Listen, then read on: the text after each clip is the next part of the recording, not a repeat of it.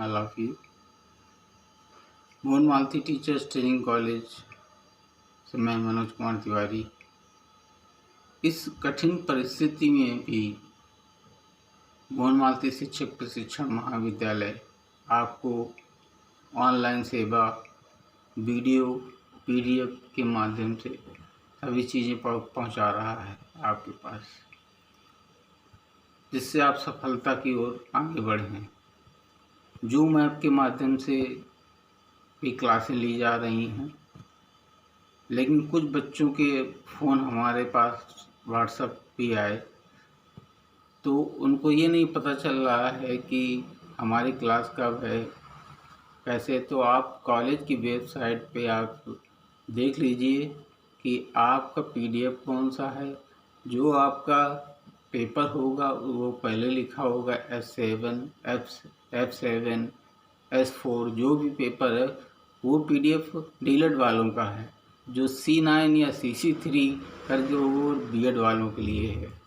तो आप लोग ये देख के डीएलएड और डीएलएड वाले परीक्षार्थी ज़्यादा परेशान थे, तो उसको S7 या F7 जो फर्स्ट ईयर वाले हैं वो F7 वाले पीडीएफ को डाउनलोड कर सकते हैं, और S7 जो होगा वो गणित का पेपर है, उसको डाउनलोड कर सकते हैं। अदर सब्जेक्ट के पेपर पड़े हुए हैं पीडीएफ, आप F2 का है, F3, F4 जिसके भी हैं आप उससे पीडीएफ से डाउनलोड कर सकते हैं, उसका वीडियो भी देख सकते हैं।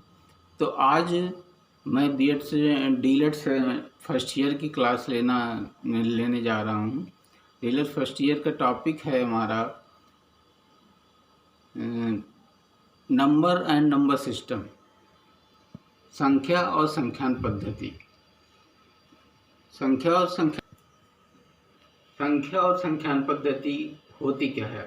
गणित, जो कि एक संख्याओं का विज्ञान है, गणित का अंग्रेजी पर्याय अर्थमेटिक, यूनानी भाषा का शब्द है। अर्थमेटिक जो है यूनानी भाषा का शब्द है।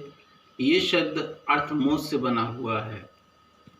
इसका अर्थ होता है, अर्थमोस का अर्थ होता है संख्या या नंबर, जिसको हम लोग इंग्लिश में नंबर बोलते हैं, हिंदी में संख्या बोलते हैं, या संख्याओं का विवरण, या उसकी क्रमबद्धता, या उनका छोटा या बड़ा होने का ज्ञान। इन संख्याओं पर होने वाली संक्रियाएं आप जान रहे हैं कि मूलभूत संक्रियाएं हमारी तो चार ही होती हैं, जोड़, घटाना, गुणा, भाग। तो हमारी संख्याओं पर होने वाले संख्याओं के समुच्चय, जब कई सारी संख्याएं होती है वो समुच्चय कहलाता है। समुच्चय आदि को संख्यान पद्धति या नंबर सिस्टम कहते हैं। संख्याओं के समुच्चय आदि को संख्यान पद्धति, नंबर सिस्टम कहते हैं। तो नंबर एंड नंबर सिस्टम तो ये तो हमारा मेन टॉपिक था। लेकिन आज हमारे दैनिक जीवन में एक प्रकार की वस्तुओं के अनेक संग्रह देखने में आते हैं, जैसे कि ताशों की गड्डी।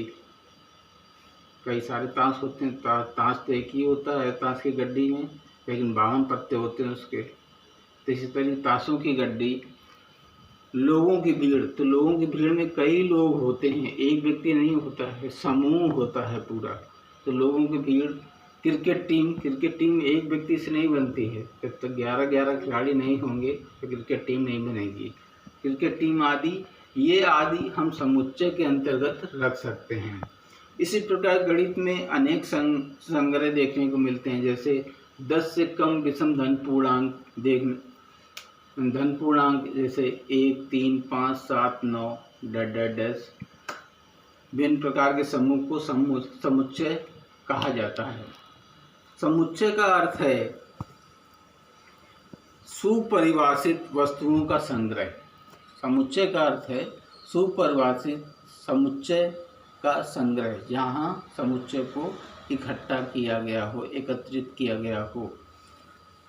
किसी संख्या या किसी समुच्चय की वस्तुएं उस समुच्चय के सदस्य या अवयव, जो उसके 1, 2, 3, अगर संख्या की बात कर रहे हैं तो 1, 2, 3, 4, 5, इनमें जो बीच की संख्या, कोई भी संख्या ले लीजिए, तो वो उसके अवयव कहलाते हैं। अवयव या उसके सदस्य मेंबर भी कह सकते हैं हम लोग। तो अवयव गणित की भाषा में सही भाषा है, गणित की भाषा में अवयव। तो अवयव कहलाते हैं समुच्चय को अंग्रेजी वर्णमाला के कैपिटल लेटर कैपिटल P से प्रदर्शित किया जाता है। अवयवों को मझले कोष्ठक, आप लोग कोष्ठक तो जानते होंगे, एक बड़ा कोष्ठक होता है, एक मझला कोष्ठक होता है, एक छोटा कोष्ठक होता है, 3 कोष्ठक होते हैं। तो हम मझले कोष्ठक की बात कर रहे हैं इस समय कि कैपिटल P से प्रदर्शित किया जाता है। समुच्चय को अंग्रेजी वर्णमाला के कैपिटल लेटर से प्रदर्शित किया जाता है और तथा उसके अवयवों, जो उसके अवयव हैं 1 2 3 4 5 6 7, उनकी संख्याएं, जो संख्या है श्रेणी है उसकी, उनके अवयवों को मझले कोष्ठक के बीच में लिखा जाता है। जैसे 1 से 10 तक की गिनती है, उसका समुच्चय अगर हमें बनाना होगा तो किस प्रकार बनाएंगे, तो P बराबर उसको मझले कोष्ठक के अंदर लिखेंगे 1 2 3 4 5 कॉमा लगाते हुए इस तरह लिखेंगे। आप नीचे देख लीजिए, ब्लैक बोर्ड नीचे दिखाना एकदम,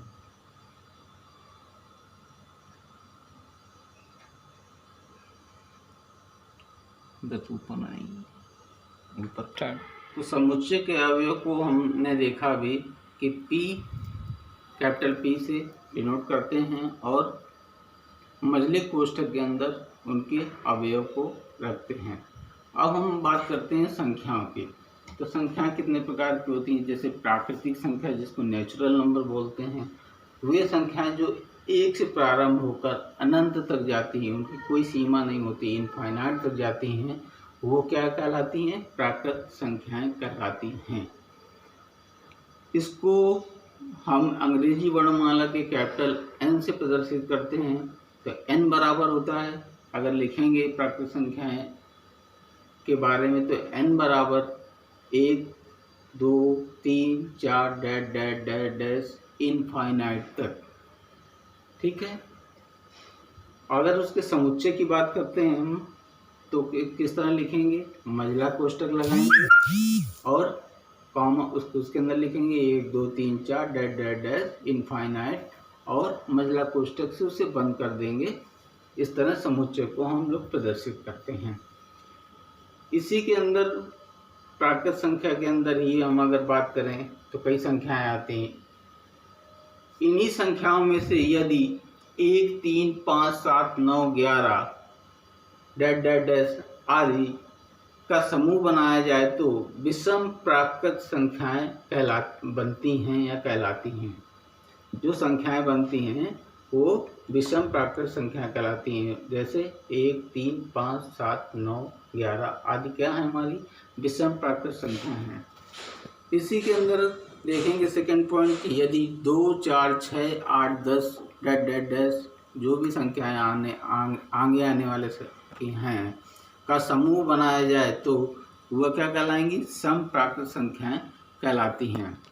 नंबर 3 पॉइंट देखेंगे कि 2 3 5 7 11 13 डैश डैश डैश आदि ऐसी संख्याएं जो स्वयं उसी संख्या या एक के अतिरिक्त अन्य संख्या का भाग नहीं जाता उस संख्या में, तो उसे अभाज्य संख्या या अभाज्य प्राकृत संख्या कहते हैं।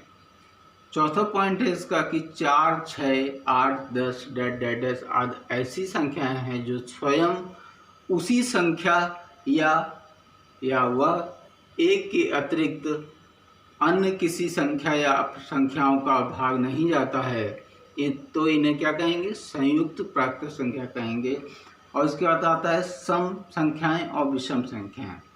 तो सम संख्याएं हम किसे कहते हैं, जिन संख्याओं में 2 से पूरा पूरी बार या पूरा भाग चला जाए उन्हें हम सम संख्याएं कहते हैं। या संक्षेप भाषा में कहें कि 2 से जो संख्या पूरी तरह विभाजित हो जाए उसे हम सम संख्या कहते हैं। जैसे 2 4 6 8 10 12 34 36 जो भी संख्याएं हैं ये हमारी क्या हैं, सम संख्याएं हैं। विषम संख्याएं